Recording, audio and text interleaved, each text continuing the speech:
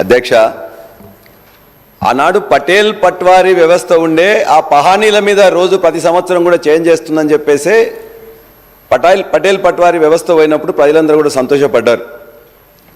ఆ పటేల్ పట్వారీలే మరలా విఆర్ఓ రూపంలో వచ్చి అదే వ్యవస్థను కొనసాగిస్తున్నప్పుడు ఇది సరైనది కాదు. రైతుకి తన యొక్క భూమి మీద తనకు హక్కు ఉండాలి తప్ప ఏ విఆర్ఓకో వాళ్ళకు ఉండొద్దని చెప్పేసి దాన్ని ఖచ్చితంగా వద్దని చెప్పేసి అనుకున్నాం.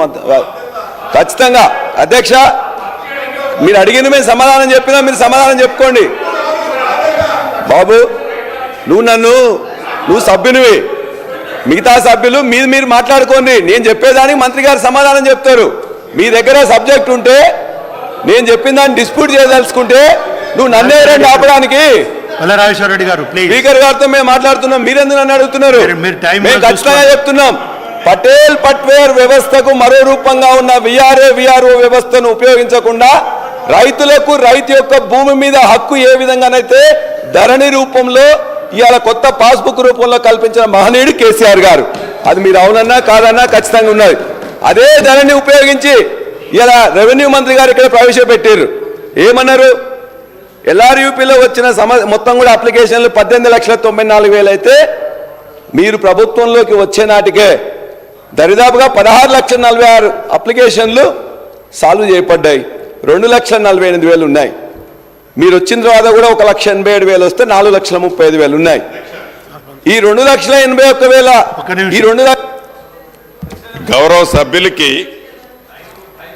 మీరు చాలు చేశాము 18 లక్షల్లో 16 లక్షలు అని చెప్పేది పరిష్కరించాల అధ్యక్ష.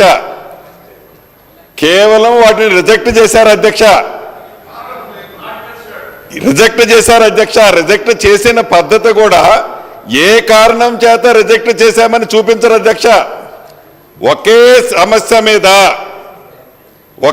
సమస్య మీద ఒక్కొక్క రైతు 15 సార్లు ఈ మాడ్యూల్ అంటే ఆ మాడ్యూలు ఈ 33 ప్రదేశాల్లో తిప్పుకుంటూ ఆ 2 సంవత్సరాలు వాళ్ళు పడ్డ వేదన పరిష్కరించింది ఏంటి? డిస్పోజల్ చేయటం అంటే న్యాయమైంది, జెన్యూన్ ఉన్నది క్లియర్ చేయటం పాజిటివ్ కాదు.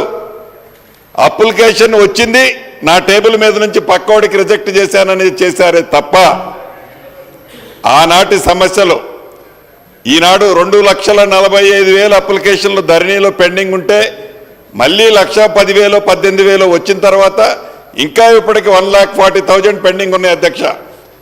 అంటే ఈ ప్రభుత్వం వచ్చిన తర్వాత ఈ రిజెక్ట్ చేసే దాంట్లో కూడా చాలా స్పష్టంగా రీజన్ ఇస్తున్నాం. ఇది కాదు ఇదని చెప్తున్నాం అధ్యక్ష. డిస్పోజల్ చేయటం అంటే ఉన్న మన దగ్గరకు వచ్చిన పేపర్ని పక్కకు పంపించడం కాదు, రిజెక్ట్ చేయడం కాదు, జెన్యూన్ ఉన్నట్టు వాటిని కూడా మీరు క్లియర్ చేయలేని పరిస్థితి ఆనాడు ఉంది. ప్లీజ్ అధ్యక్ష, నేను మొదలు పెట్టక ముందే వారే మొత్తం కూడా ఇప్పుడే క్లారిఫికేషన్ చేయడం కాదు అధ్యక్ష. దయచేసి మంత్రి గారికి విజ్ఞప్తి, నేను పూర్తిగా అయిపోయిన తర్వాత మీరు దయచేసి ఇస్తే, ఎందుకంటే మేము మొదటి కొత్త సభ్యులం అధ్యక్ష. మీరు ఇట్లా పదే అడ్డుకోవడం వల్ల మాకు ఇబ్బంది అవుతుంది. అధ్యక్ష, సభని తప్పుదోవ పట్టిస్తున్నారు కాబట్టి ఉన్నదాన్ని ఇప్పటికైనా ఒప్పుకొని ఉంటే, అంటే వ్యక్తిగతంగా మీరు చేశారనటంలా ఉన్నదాన్ని ఒప్పుకోక ఆ చేసిన దాన్ని ఏదో కప్పిపుచ్చుకోవాలని మళ్ళీ ఎదట వాళ్ళు మేము ఏదో చేయలేదని ప్రతి సబ్జెక్టులో అంటున్నారు అధ్యక్ష. ఈ ప్రభుత్వం వచ్చి అన్నాలైంది 7 నెలలు పూర్తయింది. ఈ 7 నెలలు పూర్తయిన దాంట్లో ఎన్నికల కోడే 100 రోజుల పైచీలకు ఉంది.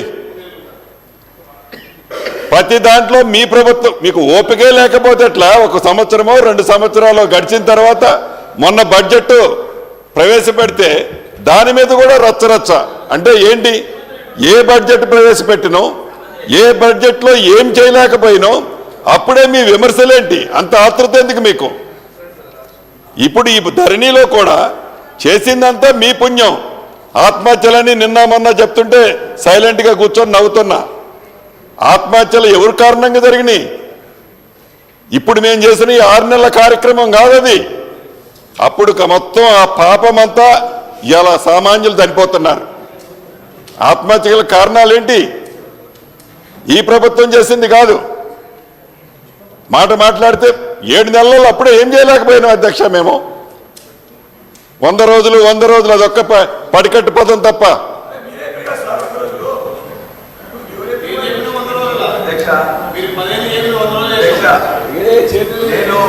మంత్రి గారు ప్రవేశపెట్టిన దాంట్లో 11 లక్షలు పెండింగ్ ఉంటే 5,42,000 దరిదాపుగా 18 లక్షల్లో 11 లక్షలు పరిష్కరించబడ్డాయి, 5 లక్షలు మాత్రమే తిరస్కరించబడ్డాయి అని చెప్పేసి వారే పెట్టారు.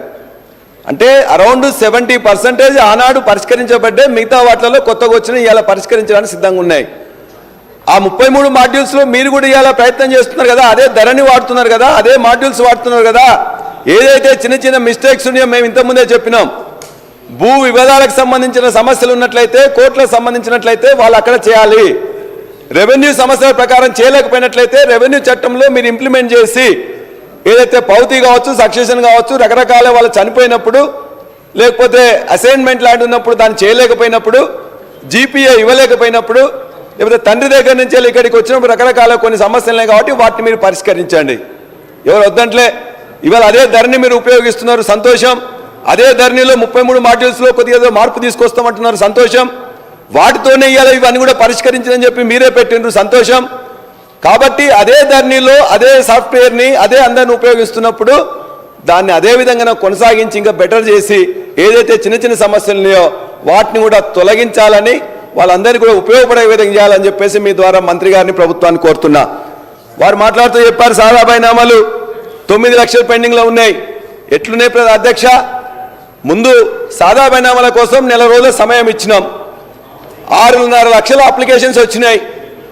6,13,000 యొక్క సాదా బైనామాల మొత్తం కూడా క్లియర్ చేసి ఒక పైసా ఖర్చు లేకుండా తరతరాల నుంచి వాళ్ళందరూ కూడా తండ్రులు, తాతలు వాళ్ళ యొక్క ఒక పేపర్ మీద రాసుకుంటే దాని పేరు మీద వాళ్ళకి హక్కు లేకపోతే ఆ హక్కుని 6,13,000 ఎకరాలకు ఇవాళ హక్కు కల్పించింది కేసీఆర్ గారు. వాళ్ళందరూ కూడా ఇలా నిద్రపోతున్నారు, మంచిగా హాయిగా నిద్రపోతున్నారు అధ్యక్ష. వారందరికీ ఇవ్వడమే కాకుండా రైతు బంధు ఇచ్చినాం, రైతు బీమా ఇచ్చినాం, అన్ని కూడా ఇచ్చినాం అధ్యక్ష. రిపీట్ చేయకండి ప్లీజ్. అధ్యక్ష నేను సైదా బైనామా ఇప్పుడే మాట్లాడుతున్నా అధ్యక్ష. 14 నిమిషాలు అయిపోయింది మీది అధ్యక్ష. ఒక 45 నిమిషాలు ఇవ్వండి అధ్యక్ష, ఎందుకంటే 35 సభ్యులకు సంబంధించి సబ్జెక్ట్ తప్ప వేరేది మాట్లాడిన అధ్యక్ష. సాదా బైనామాలకు సంబంధించి రెండోసారి ఎప్పుడైతే 6,13,000 మందికి అయినప్పుడు 9 లక్షల మంది రెండోసారి కోరితే వాళ్ళందరికీ అవకాశం ఇచ్చినప్పుడు కోర్టు అడ్డంకులు వచ్చినాయి, హైకోర్టు డైరెక్షన్స్ వచ్చింది, చేయలేకపోయినాం తప్ప మేము అన్ని చేసినాం. పెండింగ్ అప్లికేషన్స్ కూడా చేసినాం. ధరణిలో ఇవాళ ప్రొహిబిటెడ్ ల్యాండ్స్లో ఉన్నాయని చాలా చెప్తున్నారు. ఆ ప్రొహిబిటెడ్ ల్యాండ్స్లో వారు చెప్పింది వాస్తవం. ఇవాళ ఇరిగేషన్ ల్యాండ్లో కొంత ల్యాండ్ ఉన్నప్పుడు ఆ సర్వే నెంబర్ మొత్తం కూడా అలా పెట్టడం జరిగింది. అదేవిధంగా ఏదైతే ప్రభుత్వ భూమి ఉందని చెప్పినప్పుడు ఒక 80 ఎకరాల భూమి ఉన్నట్లయితే 5 ఎకరాలు అదే సర్వే నెంబర్లో ప్రైవేట్ ల్యాండ్ కూడా ఉంటుంది, కానీ అది కూడా ప్రొహిబిటెడ్ ల్యాండ్కి వెళ్ళిపోయింది. అటువంటి కొన్ని జరిగినప్పుడు ఖచ్చితంగా ఆ ప్రొహిబిటెడ్ ల్యాండ్ నుంచి ఇప్పటిదాకా దరిదాపుగా 5-5.5 లక్షలు ఆ తర్వాత వివిధ సమస్యల ద్వారా తీసుకురావడం జరిగింది. ఇవన్నీ ధరణి సమస్యలు కాదు అధ్యక్ష. అదేవిధంగా ప్రొహిబిటెడ్ ధరణిలో ఇంకొన్ని ఉన్నాయి అధ్యక్ష. పోడు భూముల గురించి మీరేమని ఇచ్చారని చెప్పేసి వాళ్ళు అడిగారు. 4,50,000 మందికి 1/70 యాక్ట్ ఉంటే దాన్ని ఎట్లా చేయాలని చెప్పేసి అనేక మందితో చర్చించిన తర్వాతనే 4,50,000 మందికి దరిదాపుగా పోడు భూములు ఇచ్చి వాళ్ళందరికీ ఆ పోడు భూములకు రైతు బంధు కానీ రైతు బీమా కూడా కల్పించిండ్రు నాటి ముఖ్యమంత్రి కేసీఆర్ గారు. మేము అడిగేది ఏంటంటే అధ్యక్ష, ఇలా సంస్కరణలు చేపట్టాలంటేనే సాహసం కావాలి. ఈ దశాబ్దాలుగా పేరుపోయిన సమస్యల్ని పరిష్కరించాలంటే ఖచ్చితంగా విజన్ ఉండాలి. అందుకే ధరణి అనేది ఒక పథకం కాదు, ఒక విప్లవం. అది తెలంగాణ అన్నదాతకు ధరణే వెన్ను దన్ను. ఖచ్చితంగా వారు చెప్పినట్టు ఇది ఒక సాఫ్ట్వేర్ వెబ్సైటో కాదు అధ్యక్ష. ముమ్మాటికి రైతుల వ్యతిరేకత ఇచ్చాలన్న వారి కేసీఆర్ గారి కళకు డిజిటల్ రూపం. 3 సూత్రాలే వీటన్నిటికి కూడా ఇవాళ ధరణి పోర్టల్ ఏర్పడడానికి వచ్చింది. ఒకటి, రైతుల భూములు భద్రంగా ఉండాలి, ఇష్టం వచ్చినట్టు వివరాలు ఎప్పటికి పడితే అప్పుడు ఎవడు పడితే వాడు మార్చడానికి వీల్లేదన్న విధంగా ఒకటి. భూమి హక్కుల మార్పిడి ప్రక్రియను సులభతరం చేయాలి. రిజిస్ట్రేషన్, మ్యూటేషన్, అప్డేషన్ ఈ 3 కూడా ఏకకాలంలో జరగాలి, వెంటనే ఇవ్వాలనే ఉద్దేశంతో ఇవాళ జరిపి 1,52,00,000 మంది పట్టాదారులకు 72 లక్షల మంది రైతులకు ఇచ్చిన ఘనత నాట్ కేసీఆర్ గారు. ఇవాళ ఈ ధరణి వెబ్సైట్లో ఉన్నదాన్ని ఎక్కడైనా ఎవరైనా చూసుకోవచ్చు అధ్యక్ష. మన పిల్లలు కానీ మన మిగతా వాళ్ళు కానీ విదేశాల్లో ఉన్న చూసుకోవచ్చు. ఇవాళ దాన్ని చేంజ్ చేయడానికి కూడా ఎవరికి లేదు అధ్యక్ష. ఒకటేసారి ఏకకాలంలో చేసుకునే అవకాశం, నిమిషాల్లో కంప్లీట్ చేసే అవకాశం, లంచాలు లేని విధంగా ఇవాళ ఒక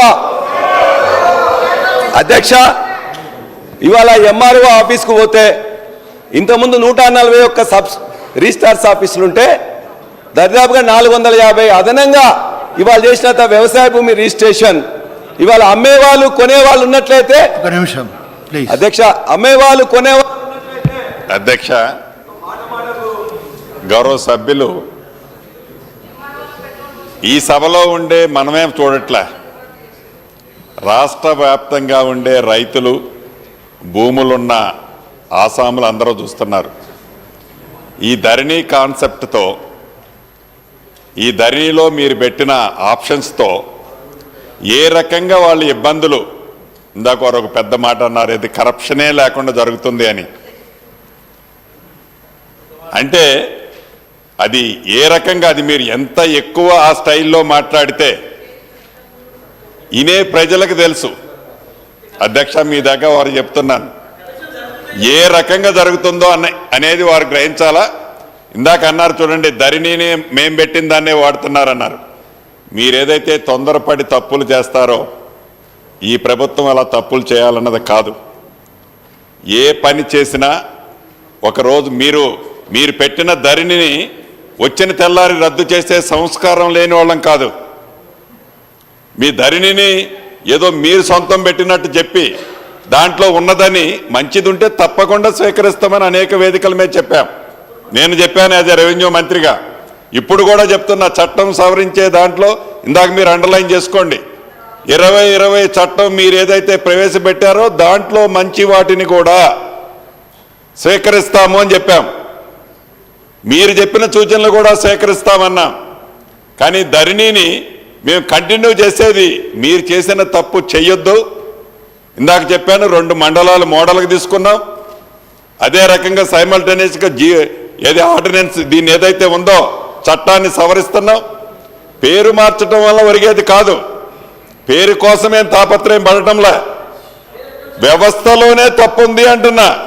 దాన్ని మీరు సరిచేసుకోకుండా మీరు చేసిన తప్పుని ఒప్పుకోకపోతే ఒప్పుకోపోయారు, దాన్ని దబాయించే కార్యక్రమం చేయడం అనేది సభ అంతా గమనిస్తుంది. తప్పకుండా గతంలో 2 సార్లు మీకు రిజల్ట్ ఇచ్చారు. ఇంకా మీరు ఇదే రకంగా ఉత్సాహిస్తే రాబోయే వాటిలో మళ్ళీ దానికి ఫలితం నాకు రాదు, అది మీకే వస్తుంది. ఖచ్చితంగా మంత్రి గారు పేరు మార్చడంలో మాకు పెద్ద ఇంట్రెస్ట్ లేదని చెప్పేసి అన్నారు. దయచేసి అట్లనే కొనసాగించాలని చెప్పి కూడా వారిని కోరుతున్నా, కొనసాగించాలని వారు చెప్పారు. ఒకవేళ ఇందులో చాలా మిస్టేక్స్ ఉంటే 1 కోటి